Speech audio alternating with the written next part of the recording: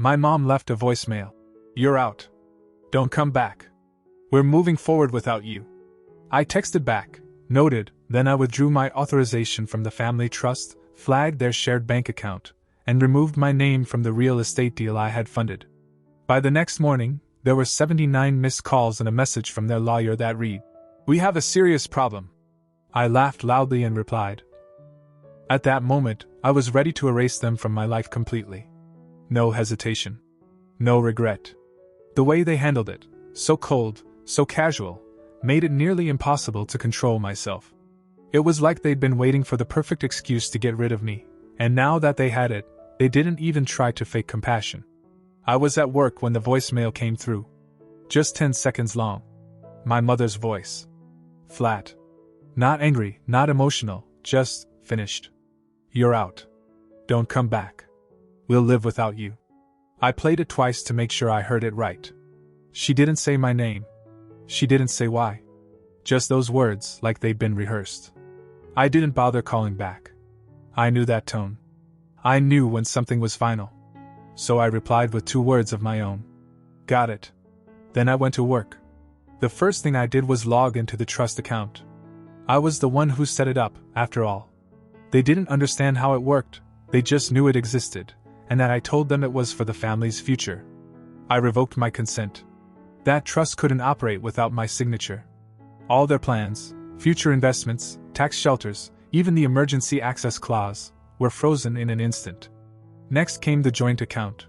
It was meant for emergencies, to help my parents if something happened, like when my dad broke his wrist on the job last year. Lately, though, I'd noticed grocery runs, online shopping, even restaurant charges. I shut it down completely and locked it with 2-factor authentication tied to my personal email. The balance dropped to 0. That was my money anyway. Then I pulled out of the real estate deal. We were in escrow on a small 2-story just outside of Portland. My name, my credit, my down payment. They wanted a place to retire, and I agreed to help them buy it, on the condition that it would be in my name until they could pay their share. I called the agent and had my name removed from the agreement. She was shocked, but I didn't explain. No one gets explanations when they send a 10-word exile over voicemail. By the time I got home, it was done. My name was off everything. I expected some fallout, maybe a few angry texts. What I didn't expect was to wake up to 79 missed calls. My phone buzzed nonstop the moment I turned it on. The first call was from Dad. Then Mom. Then a string of unknown numbers. And one voicemail. From their lawyer. "We have a serious problem. Please call me back." I didn't. I stood in my kitchen and laughed. It wasn't bitter. It wasn't forced. It was relief. For once, they had a problem that I didn't have to solve. Around noon, the text started. From Mom, "We didn't mean it like that." From Dad, "It was just a misunderstanding, let's talk." From my sister, "Nothing." That silence from her said more than anything. I knew it wasn't a coincidence. She had been dropping hints for weeks, talking about how we should streamline things and simplify the ownership of the house. She'd always been good at putting things in a way that made her sound helpful. That was her thing. Get close. Act innocent. Manipulate. I used to defend her, even when she didn't deserve it. But now I started connecting the dots. The new tension at home hadn't come out of nowhere. It had a source.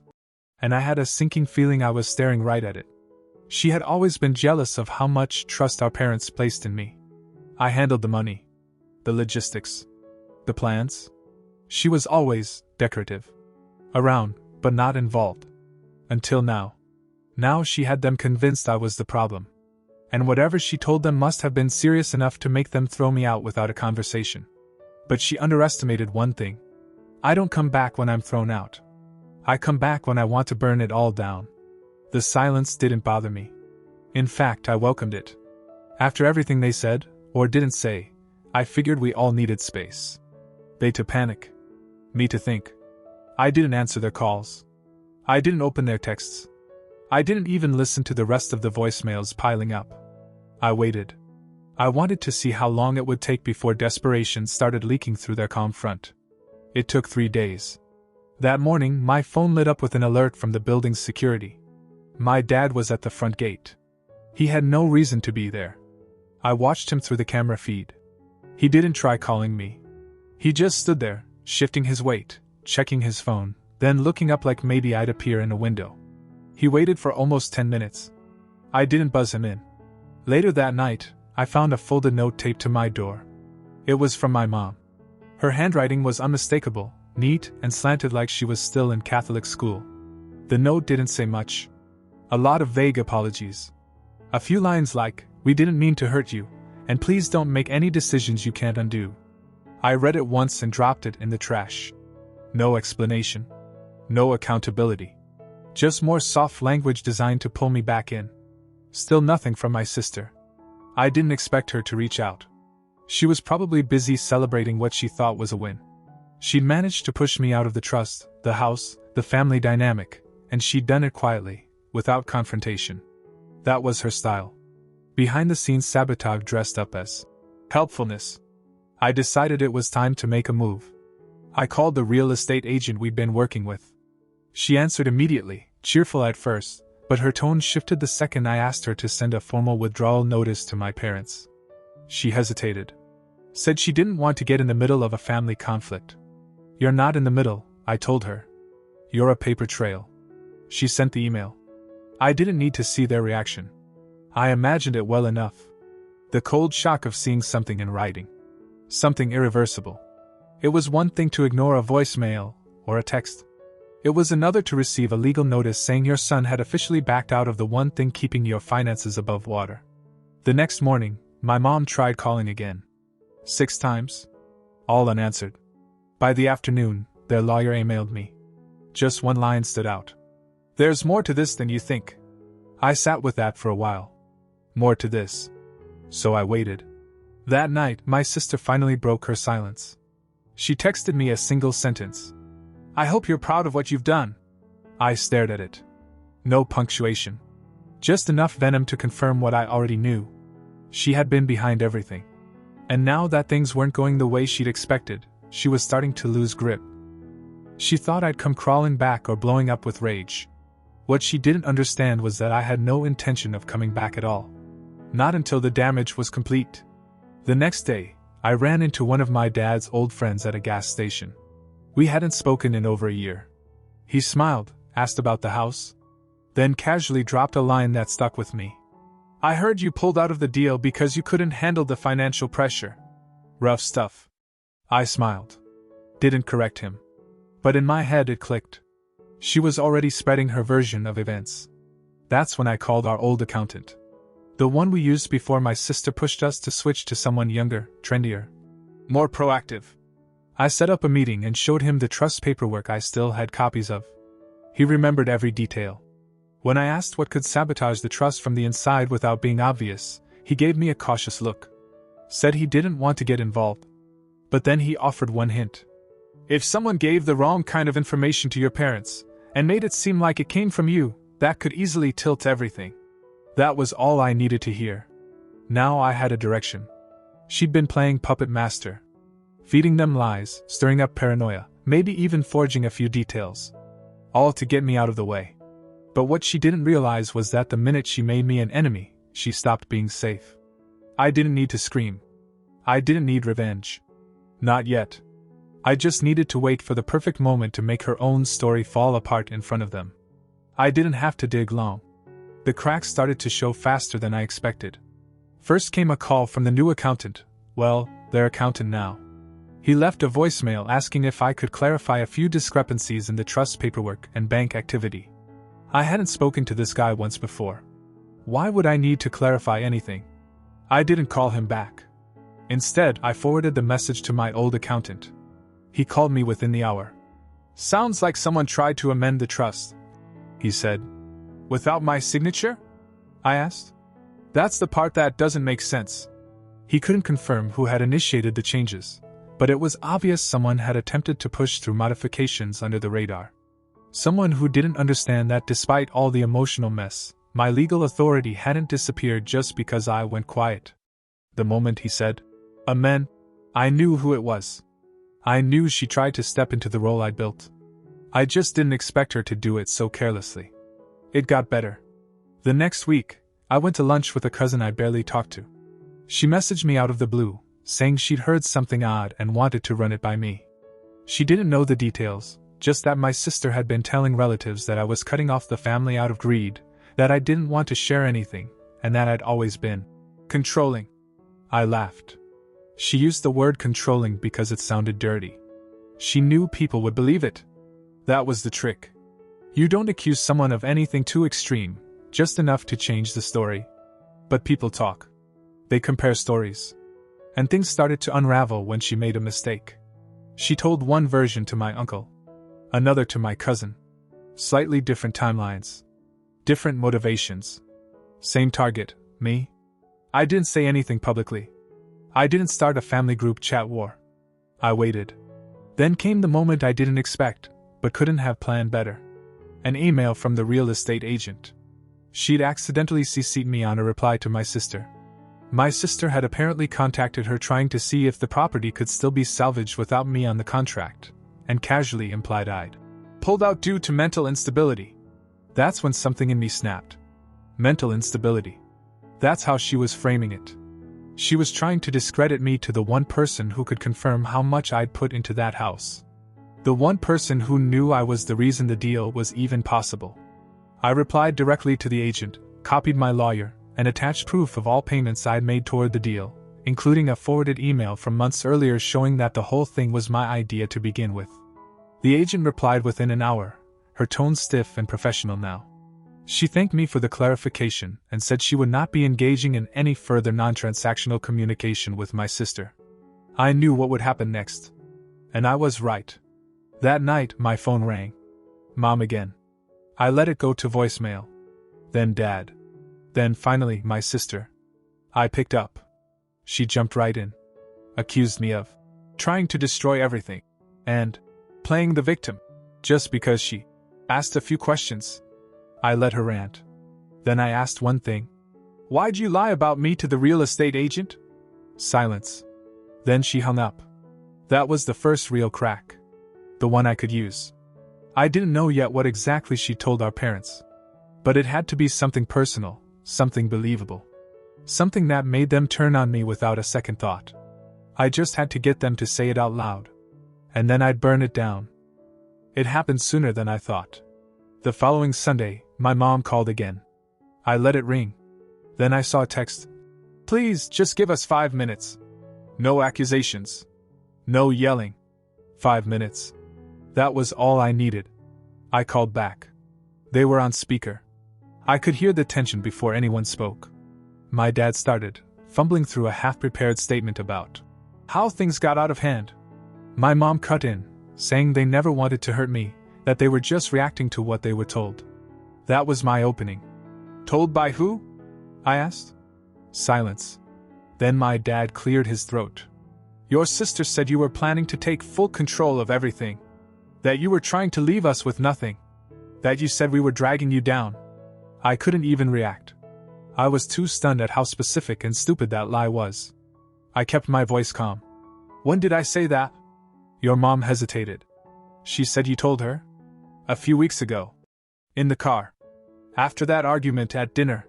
There had never been a car ride. There had never even been an argument at that dinner. We'd eaten in awkward silence and left in separate cars. It was such a clear, dumb fabrication that I almost laughed. Instead, I asked, did it ever occur to you to ask me? They didn't respond. She also told us you'd already met with a lawyer about cutting us out of the trust. My dad added. That you wanted her to take over once we were pushed out. That's when I knew. She hadn't just bent the truth. She'd reversed it. She took everything she was doing behind the scenes and pinned it on me. And they bought it because it was easier to believe their son turned greedy than admit their daughter was manipulating them for a bigger slice. I didn't yell. I didn't explain. I said, meet me tomorrow. All of you. No excuses. I'll bring the documents. You bring the lies. They agreed. The next evening, we sat at their dining room table. I had a folder with bank statements, email printouts, and the forwarded message from the real estate agent where my sister casually implied I was mentally unstable. She sat across from me. Arms crossed. Defiant. Like this was still her stage. I started with the agent's email. Then the payments I made. then the texts she'd sent to relatives. Each time I laid something down, I didn't speak. I let the words do the work. My mom stared at the table. My dad kept glancing at her like she might save the moment. Then I finished with the last document. A forwarded message from our old accountant confirming that a recent attempt had been made to alter the trust by someone pretending to have joint authority. That was the final straw. My sister looked like she wanted to speak, but for once, she didn't know what to say. I stood up. "You wanted me out. Congratulations. Now you're out." I turned to my parents. "She lied. And you let her. You believed her because it was easier than talking to me." No one argued. My mom finally spoke, her voice quiet. "We didn't know. You didn't ask," I said and walked out. 2 days later, I got a text from my dad. Just one sentence. "We've removed her from the trust." Then from my mom. "We were wrong. Please come back." I didn't reply right away. Letting her twist the knife had taken planning. But making them see it had taken patience. And now that the spell was broken, I wasn't finished yet. Because forgiveness doesn't cancel consequences. 3 days after they removed her from the trust, my sister showed up at my office. I didn't know how she found the address. I'd moved locations a year ago and hadn't told anyone. Maybe she dug through old emails, or maybe she followed me. Either way, she stood in the lobby like nothing had happened, like she had a right to be there. She asked for 10 minutes. I gave her 5. She walked in smiling, all fake calm, as if this was just some silly misunderstanding between siblings. She said she understood now that things got a little out of hand, and that our parents had overreacted. She never admitted to lying. She danced around it. Blamed confusion, stress, emotions. Then she got to the point. She wanted to make things right. Not with me, with the business. She actually believed she could still be part of the family business, now that she was officially out of the trust. She asked if I'd consider giving her a small role. She even said, "It'll show Mom and Dad that we're still strong as a family." I almost laughed. I stood up, walked to the file cabinet, and pulled out a folder I hadn't touched in months.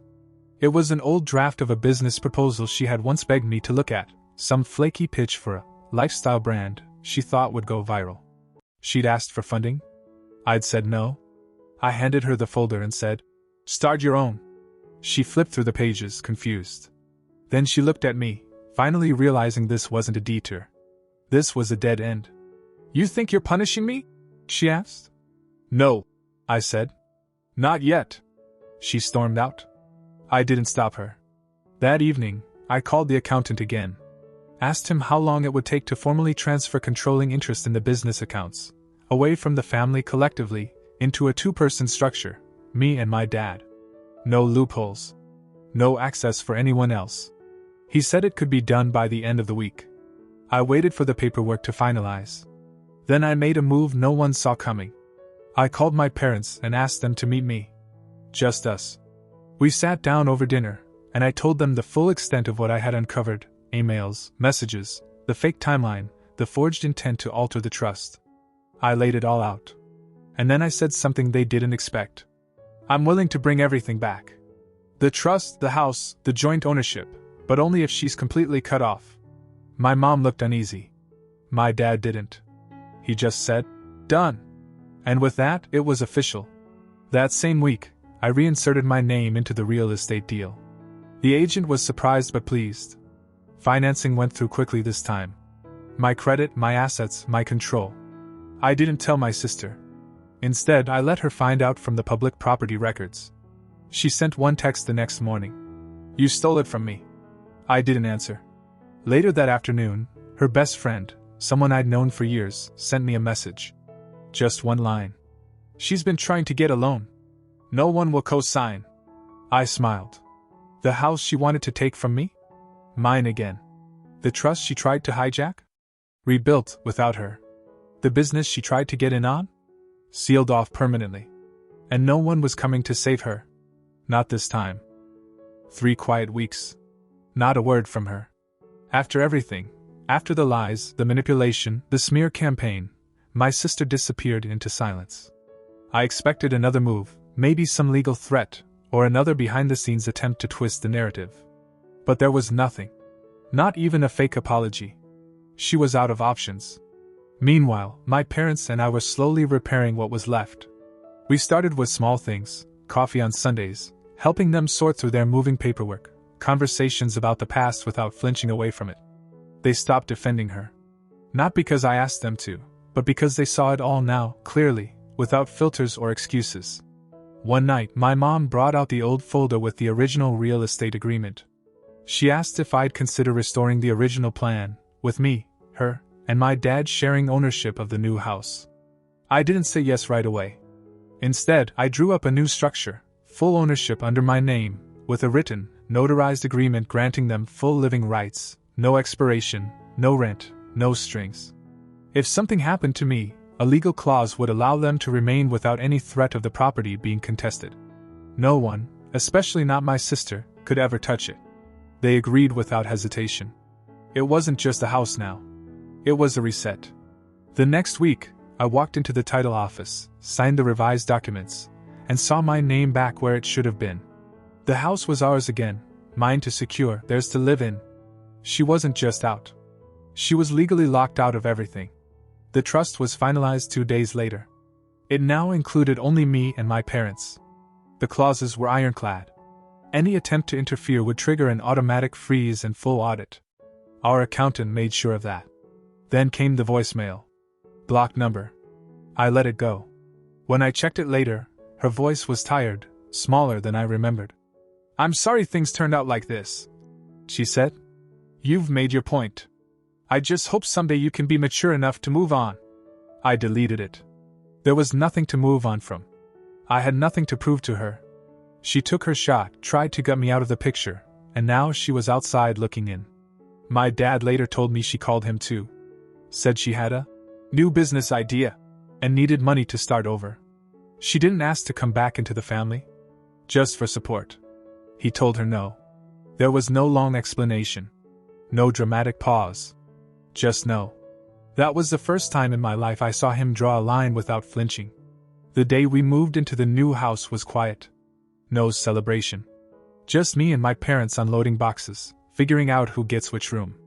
My mom hung a photo of the three of us from 10 years ago, one of the few where we looked like a real team.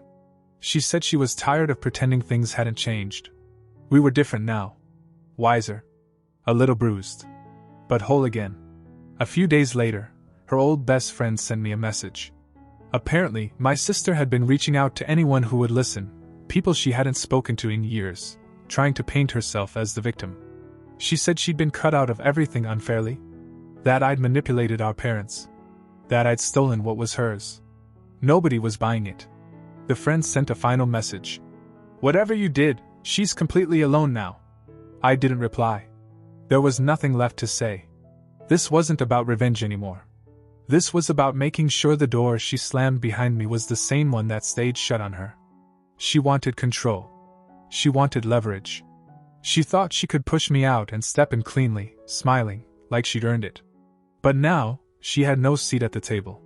No access. No name on any papers. No story anyone believed. And the three of us? We were home. Mini update. It's been a month since we moved into the house. Things have finally leveled out. My parents and I have a routine now. It's quiet, easy. We don't bring up what happened. Not because it's uncomfortable, but because we've moved past it. They trust me again, and I've stopped waiting for the next betrayal. She's gone completely silent. No texts, no calls. I heard through someone that she's renting a small place, tried launching something on her own, but it didn't go anywhere. She burned every bridge she had. The trust, the house, the business, everything is locked down. Stable. Mine. I don't feel angry anymore. Just clear. She thought cutting me out would get her everything. But now, she has nothing. And that's exactly how it should be.